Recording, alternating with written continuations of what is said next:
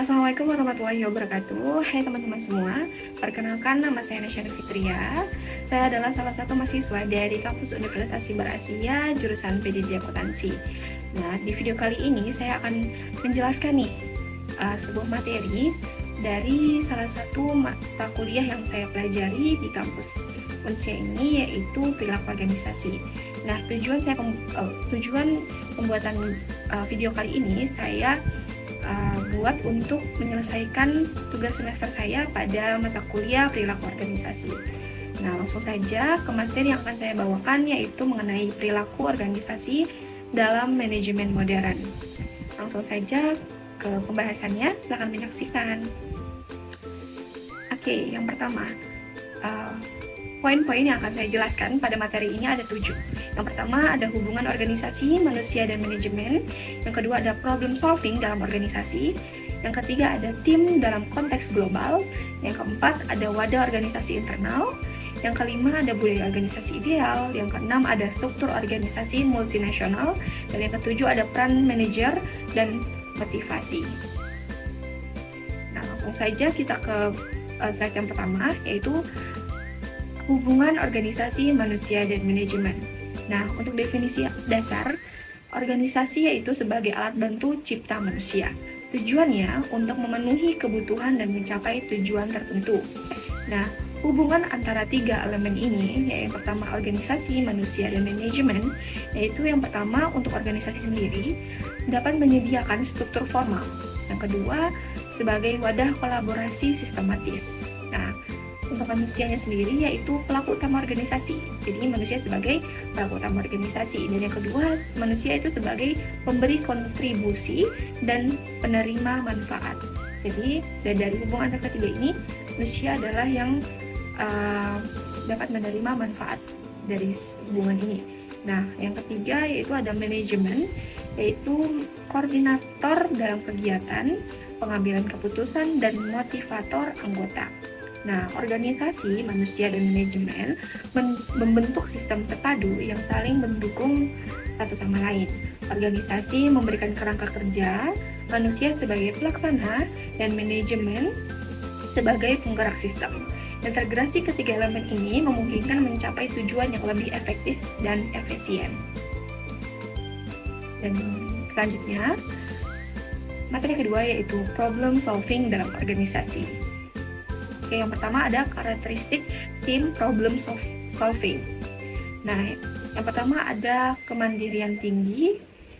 Yang kedua, berbagi ide dan masukan. Yang ketiga, ada fokus pada peningkatan proses. Yang keempat, ada bersifat temporer sesuai tugas. Ini salah satu karakteristik dari problem solving.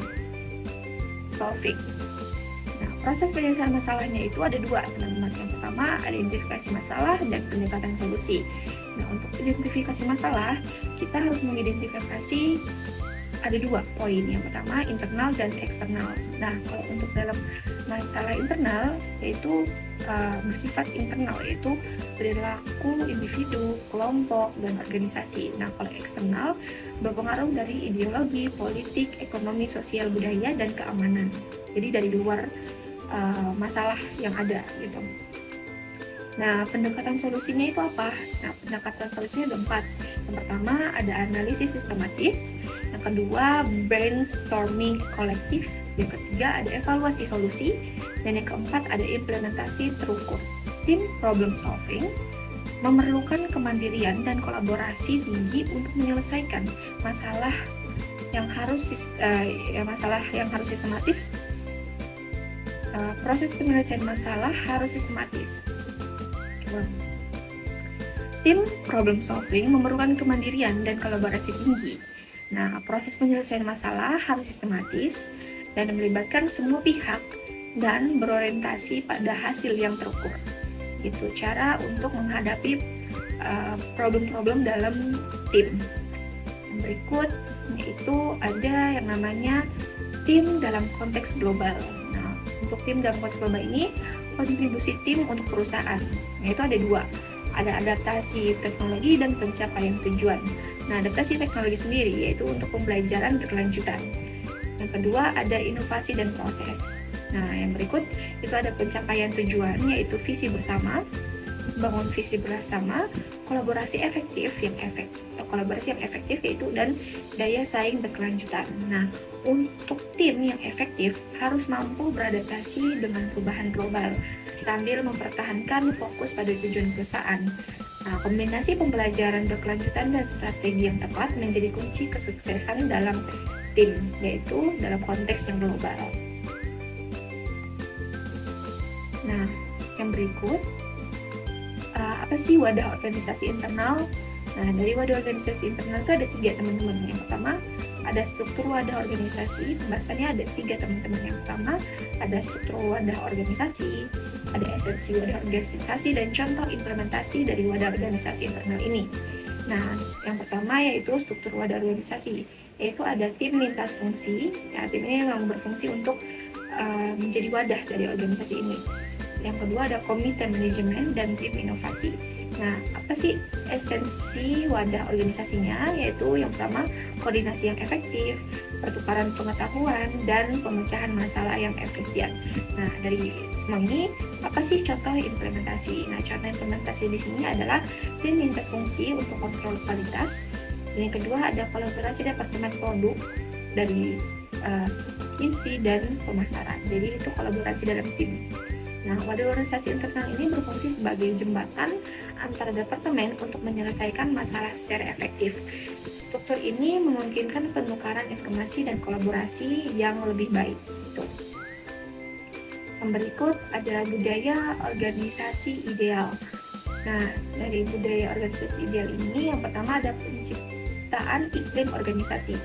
Nah, ini untuk penciptaan iklim organisasi yaitu kepemimpinan inspiratif, keterlibatan karyawan dalam menciptakan organisasi yang baik. Yang ketiga ada nilai-nilai organisasi yang kuat. Yang kedua itu ada pengembangan struktur dari model yang fleksibel, ada adaptasi teknologi dan pelatihan berkelanjutan untuk para tim di organisasi yang ideal. Nah, contoh implementasinya yaitu ada di perusahaan Google, yaitu struktur organisasi dasar.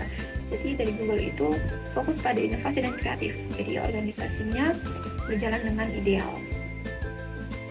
Untuk budaya organisasi sendiri, yang ideal membutuhkan keseimbangan antara struktur yang fleksibel dan nilai-nilai yang kuat. Nah, adaptasi terhadap perkembangan zaman harus diimbangi dengan mempertahankan identitas organisasi sendiri.